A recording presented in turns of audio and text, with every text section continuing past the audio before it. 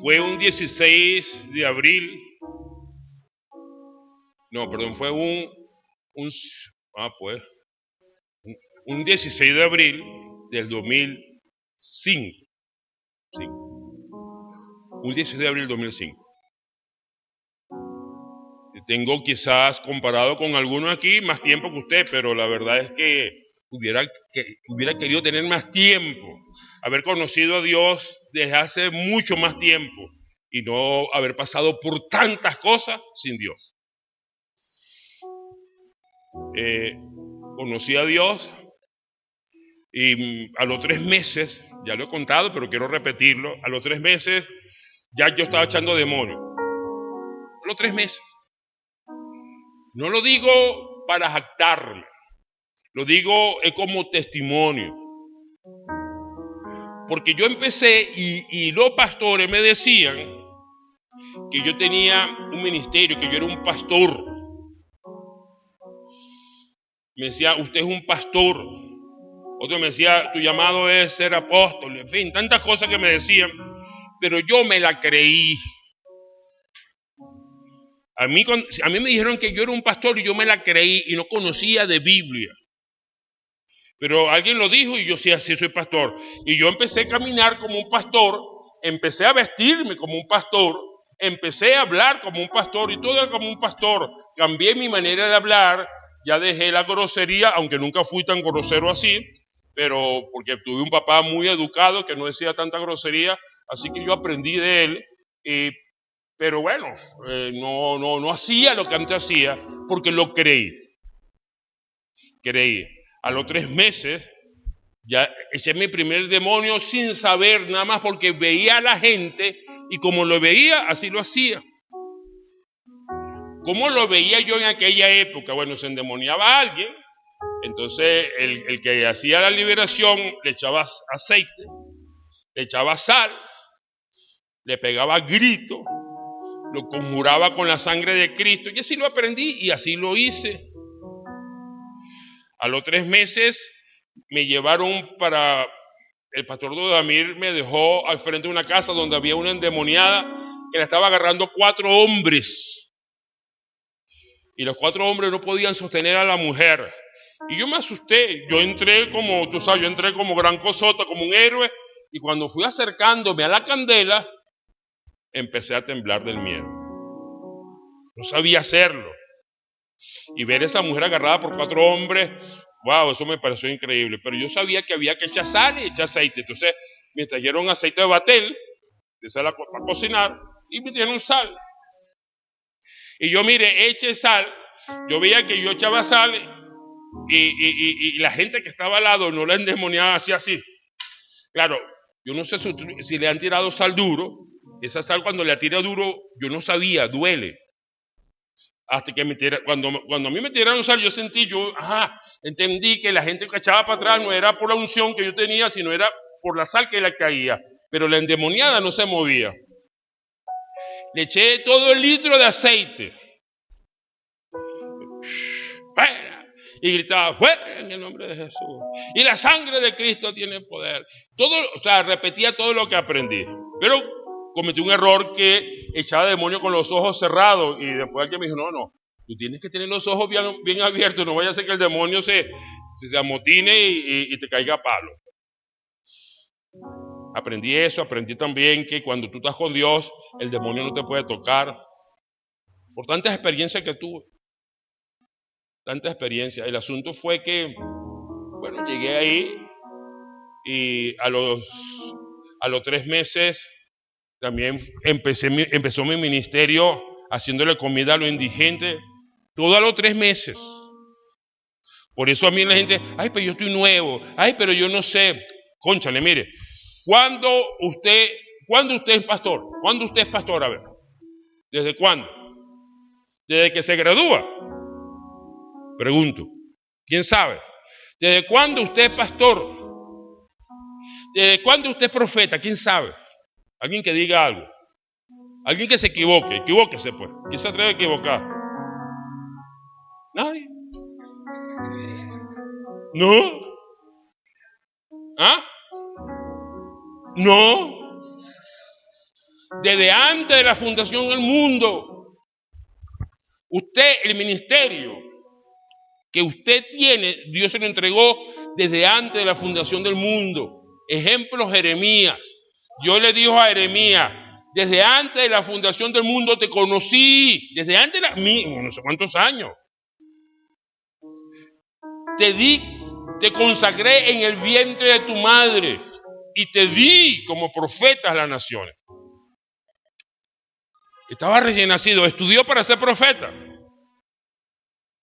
estoy diciendo que no hay que estudiar, espérese con calma. Jeremías estudió para ser profeta. ¿Aló? Ya él era profeta. Dios es el único que da título antes de usted graduarse. Usted ni siquiera ha empezado a estudiar y ya Dios te dio un título. Por eso eres bendecido con toda bendición financiera. Así dice la palabra. Eres bendecido con todas las casas de la tierra. Así dice la palabra. ¿Qué dice la palabra? Eres bendecido con toda bendición. ¿Qué? Es que ese es el problema. Que sacamos el texto del contexto y tenemos un pretexto. Es bendición espiritual. No tiene nada que ver con casa, no tiene que usted es bendecido con toda bendición, no tiene nada que ver con carro, no tiene nada que ver con dinero, con viaje. La bendición es espiritual y esa bendición son los dones. Usted tiene un don antes de la fundación del mundo. Necesariamente lo que le pidas a Dios, Dios no te lo va a dar, porque Dios suplirá todo lo que te haga falta. Pastor, a mí me hace falta un carro. Eso es lo que usted cree que le hace falta un carro. A lo mejor le hace falta es caminar, mejorando lo presente.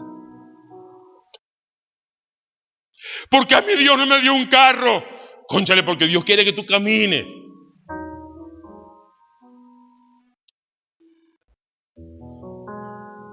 ¿Cuántas personas han muerto en una carretera? ¿Cuántas personas le ha pasado algo en la calle?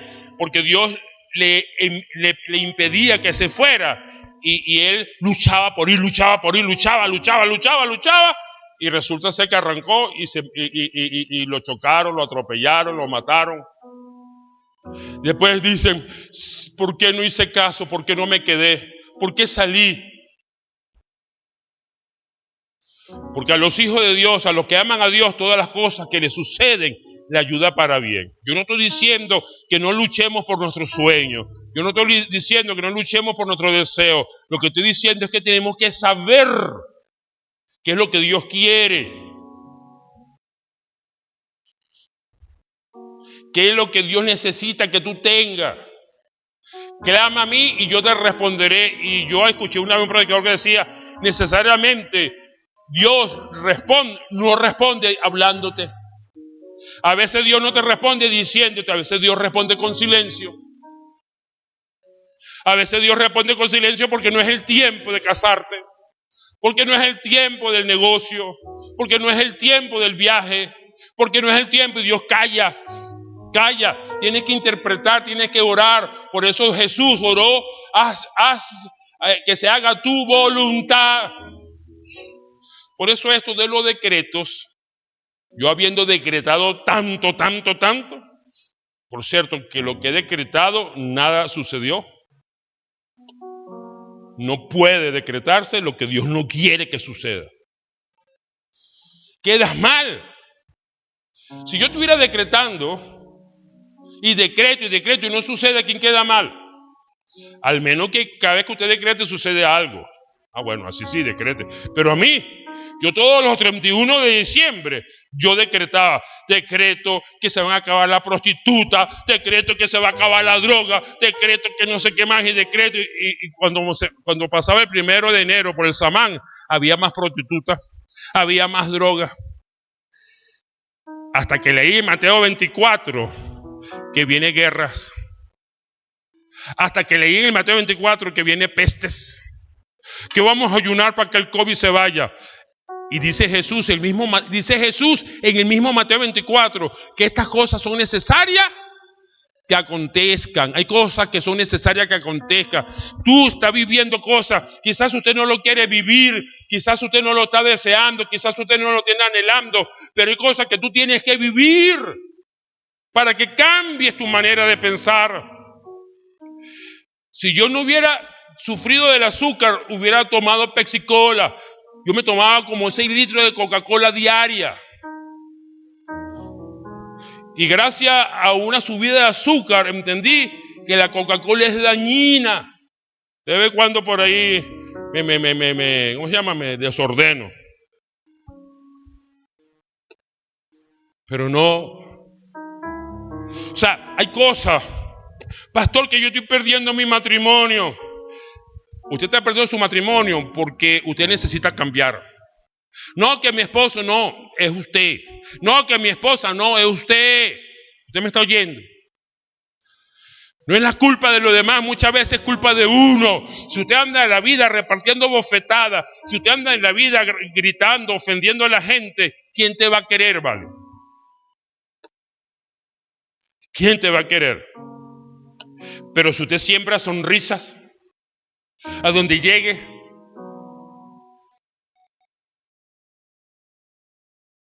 pasó ayer, me recordó Aarón, cuando era Aarón. Un día estábamos en el Banco Bicentenario, en Barrio Obrero, y llega mi hermano, que era el subgerente del Banco Bicentenario. Me dice, vente Luis, te presento a la gerente. Cuando yo llego, yo voy con Aaroncito, que estaba chiquitico. Qué lástima que me creció, porque ahora él cree que sabe más que yo. Y estaba chiquitico. Entonces yo le digo a la licenciada o a la doctora, no sé, le digo, hola, ¿cómo estás? Mucho gusto. Soy Luis Rivera, el hermano de Juan. Ah, hola, ¿cómo está? Y ella dice, ¿y ese niño? Y yo le digo a Aarón, vaya. Y le pego así por la cabeza, vaya, salude, pa. Y Aaroncito sale corriendo y le da tremendo abrazo a esa señora. Esa señora dijo, ¡ay, qué lindo! Se volvió loca con un abrazo de Aarón. Ahora ni sonríe. Yo le digo, sonrían, vale, sean atentos, lo cortés no quita lo valiente. Y también se lo digo a usted, ¿no? Por cierto. La palabra mansa quieta la ira. Tenemos que tener gracia para hablar, gracia para decir las cosas, para portarnos con la gente.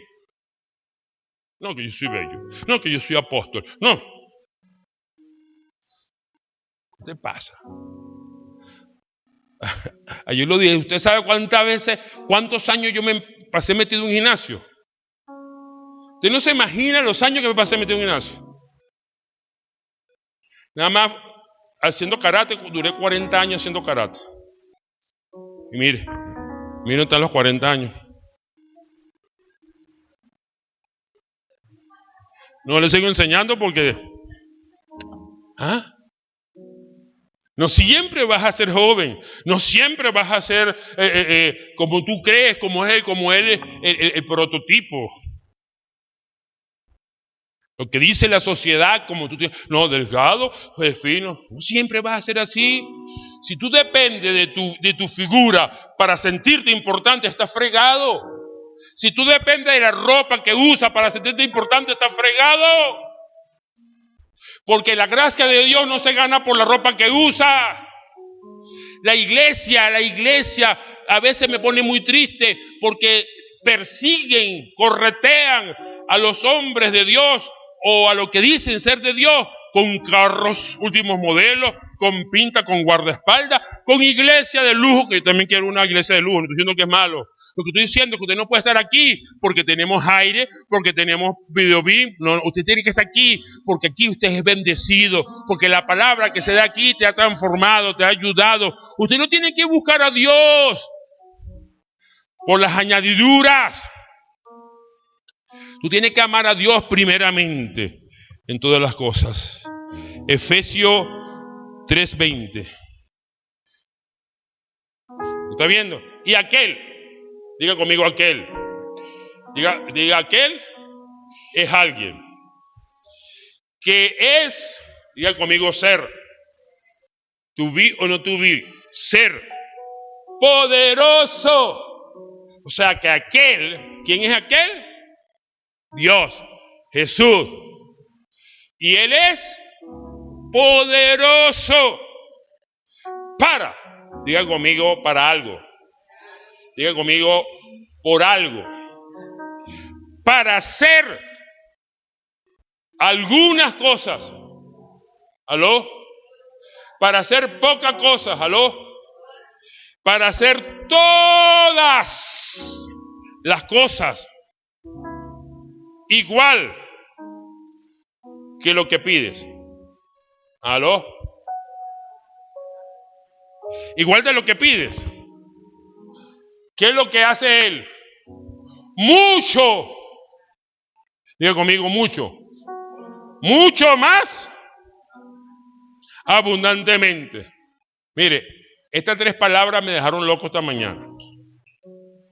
Yo lamento no ser Andrés Bellos, ni lamento trabajar en la Real Academia Española. Porque mire esta palabra, mucho. ¿Qué significa mucho? Bastante. Más. ¿Qué significa más? ¿Aló? Mire estas 3 palabras, mucho, que ya mucho es suficiente, ¿sí o no? Más, que ya más solo sería suficiente, ¿sí o no? Mucho más, abundantemente. Ya abundantemente sería suficiente, ¿sí o no? ¿Aló? Pero no es ni mucho, no es ni más, ni es abundantemente. Es una suma de mucho más abundantemente. Saque cuenta. Saque cuenta. Mucho más abundantemente, igual a qué. Pero pongan atención. Mucho más abundantemente, ¿no? De lo que pedimos. De lo que ¿qué? Pedimos o entendemos. Este versículo es rico. Diga conmigo pedir y diga conmigo entender. O sea, tú pides por lo que entiendes. ¿Aló? Si tú no entiendes quién es Dios, por eso le pides así o le pedimos así. Con la vara que midas será medido. Si tu Dios es pequeño, tus milagros van a ser pequeños. Si tu Dios es grande, tus milagros van a ser grandes. Pero si tu Dios es omnipotente, tus milagros son eternos. Mucho más abundantemente. Te faltarían los números. Esto es mucho más abundantemente. Me huele a infinito. Me huele que nunca se acaba. ¿De lo que qué? De lo que pedimos o entendemos. O sea, usted y yo pedimos. ¿Qué pedimos? Lo que pensamos. Así como usted piensa, pide. Usted se imagina a Pedro.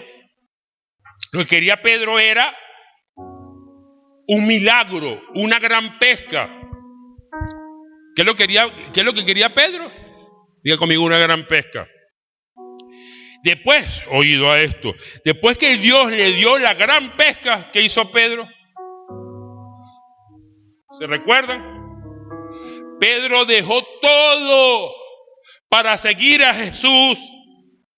Pedro lo que creía en su mente es que la gran pesca era suficiente. Pedro creía en su mente que el pescar muchos peces iba a ser una gloria.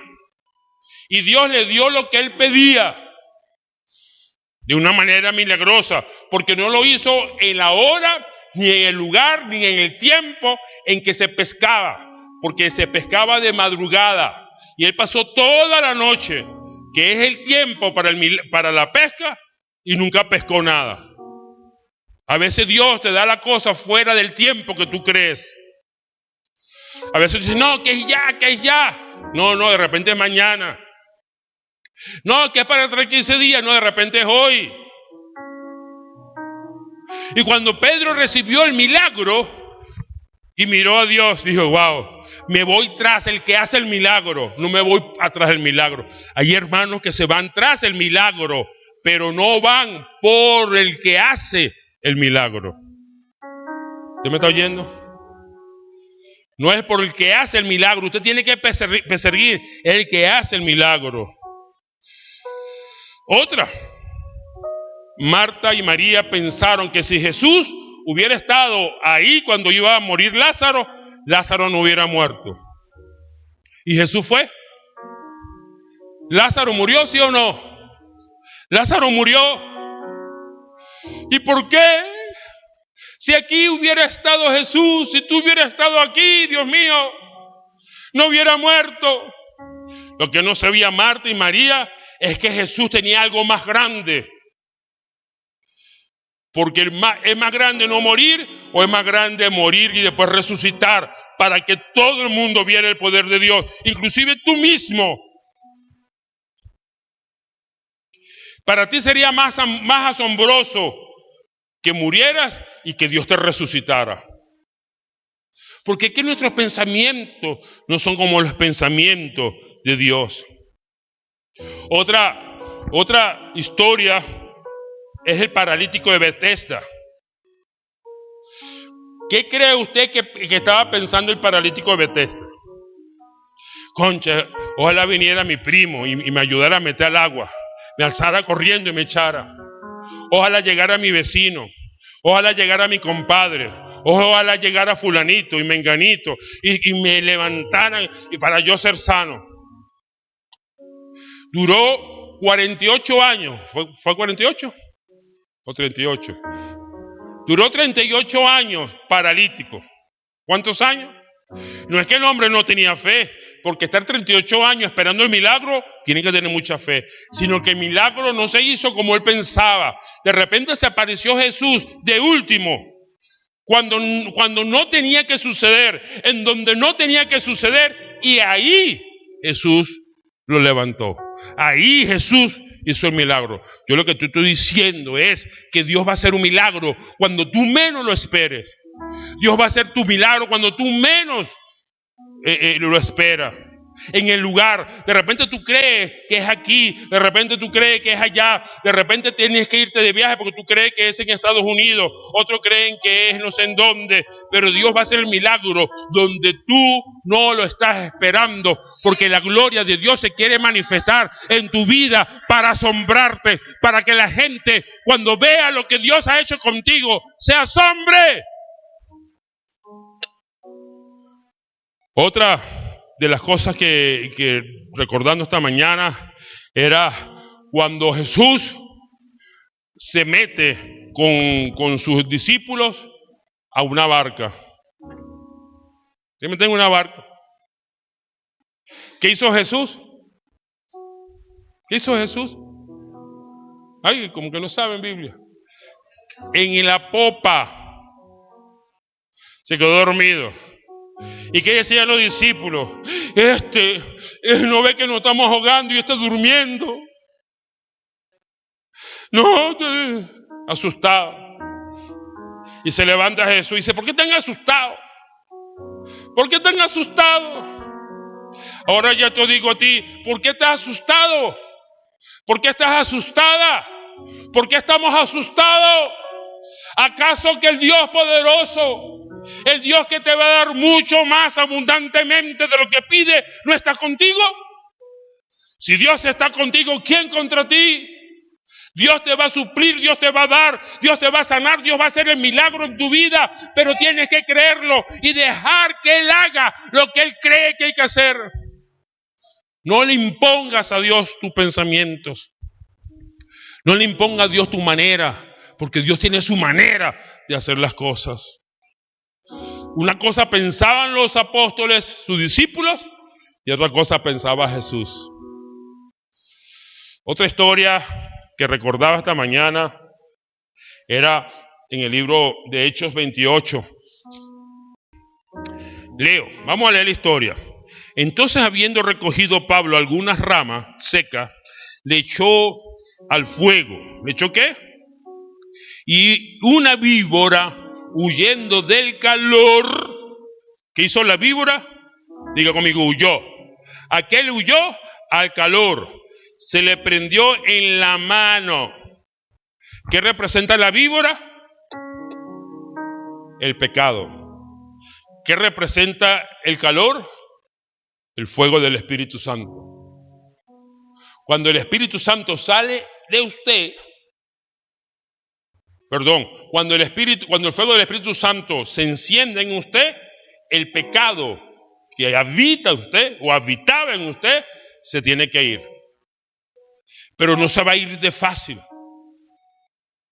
El pecado antes de irse va a querer matarte. ¿Me está oyendo? El diablo antes de huir de usted va a querer matarte. Porque viene a matar, a robar y a destruir. Por eso muchos de ustedes que están caminando los caminos del Señor, no le va a dar tan bien como usted esperaba. Pastor, pero ahora que me convertí, mire mis hijos. Ahora que me convertí, Señor, mire el trabajo. Ahora que me convertí, yo no entiendo esto, pastor. En vez de irme bien, me va peor. Porque a la medida que usted se acerca al fuego del Espíritu Santo, lo que habitaba en usted, su carne, su pecado, tiene que irse. Pero antes de irse, digo, o no eres mío y no eres de nadie, te mataré. Eso no lo dice la Biblia. Pero Satanás quiere matarte, no porque tú le interesas, es porque si te mata a ti, está matando la creación del Dios al que él envidia. ¿Se me está explicando? Entonces llega, mire la historia, esta hermosa historia. Pero él sacudiendo la víbora, diga conmigo, sacudir. Sacude ese pecado. Sacúdele.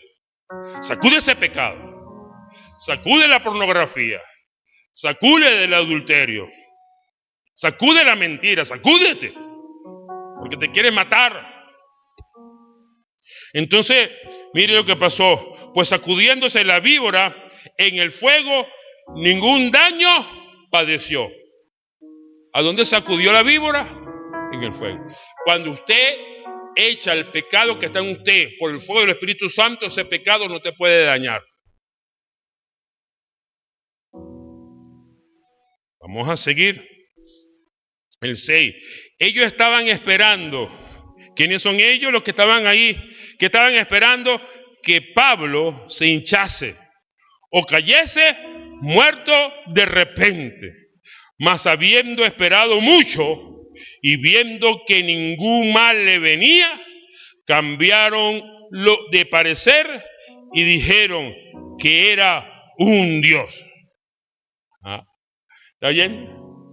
O sea, que hay gente que está esperando que tú te mueras.